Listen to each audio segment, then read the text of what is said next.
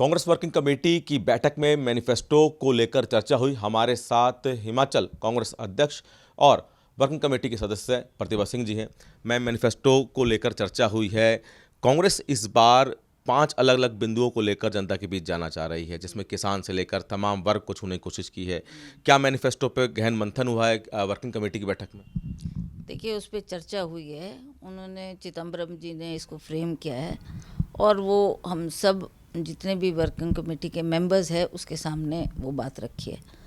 अब जैसे ये बाहर होता है मैनिफेस्टो, उसके बाद हम इस पे चर्चा करेंगे और इसको इम्प्लीमेंट करने की कोशिश राज्यों में भी करेंगे, ताकि हम अपनी बात लेकर लोगों के दरबार में जाएं और लोगों को कहें कि अगर मोदी जी ने कुछ कहा है तो उसके विपरीत कांग्रेस पार्टी क्या कह रही है, और अगर इंडिया गठबंधन की सरकार आती है तो हम किस तरीके से इसको इम्प्लीमेंट करेंगे और जो जो हमने वायदे किए हैं उनको पूरा करने का प्रयास करेंगे। बीजेपी लगातार एक नारा लेके चल रही है, मोदी की गारंटी।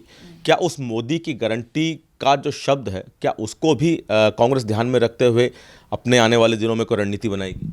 देखिए, हम भी सुन ही रहे हैं वो मोदी की गारंटी बार बार हर अखबार में, हर चैनल पे चल रही है और वो बार बार इस बात पर एम्फसाइज कर रहे हैं।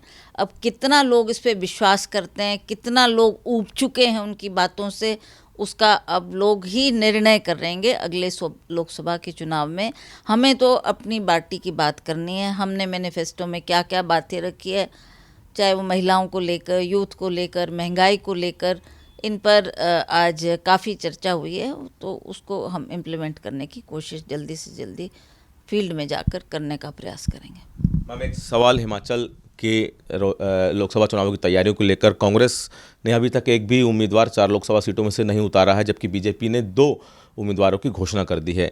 क्या कांग्रेस अभी और मंथन कर रही है अपने उम्मीदवारों को लेकर? देखिए, हमारे पास टाइम है, क्योंकि हमारा जो इलेक्शन है वो लास्ट फेज़ में होने जा रहा है, तो इसलिए इस पे थोड़ा गहराई से सोचेंगे, गहराई से मंथन करेंगे कि जो हमारा बढ़िया से बढ़िया कैंडिडेट होगा जो चुनाव जीत सकता है उस पर हम ध्यान देंगे और इसके ऊपर चर्चा भी करेंगे, और जैसा ही वो नाम तय होता है उस तुरंत उसकी घोषणा कर दी जाएगी। मैम, क्या हिमाचल कांग्रेस ने कोई उम्मीदवारों की सूची आला कमान को पहुंचा दी है? अभी उस पर काम चल रहा है?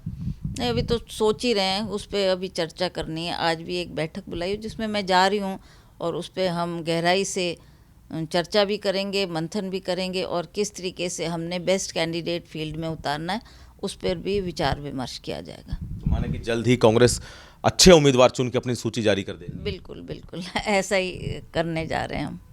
कितनी लोकसभा सीटें? 4 सीटें हैं, तो लाजमी है कि आप लोग चारों पे जीत के दावा कर रहे हैं।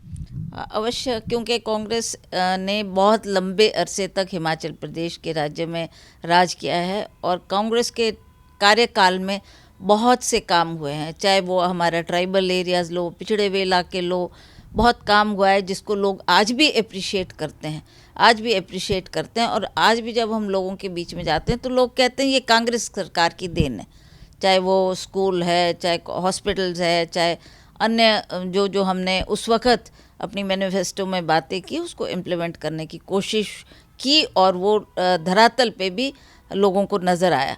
तो अब जो हम चुनाव का सामना करने जा रहे हैं उसमें लोग भली भांति जानते हैं कि पिछले 4 साल भाजपा को मिले और पिछले 4 सालों में कितना काम हुआ।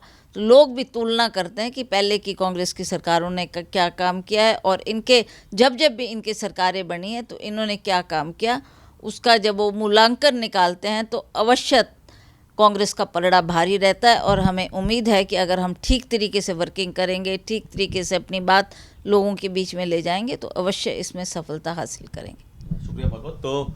तो सूर्य समाचार से खास बातचीत में प्रतिभा सिंह ने कहा है कि कांग्रेस को उम्मीदवार घोषित करने में समय इसलिए लग रहा है क्योंकि एक तो हिमाचल में जो चुनाव है वो अंत में है, और साथ ही साथ कांग्रेस जो अपने उम्मीदवार हैं काफ़ी सोच समझ के उतारना चाहती है। कैमरामैन प्रियदर्शन के साथ दिल्ली से सूर्य समाचार के लिए विनय सिंह।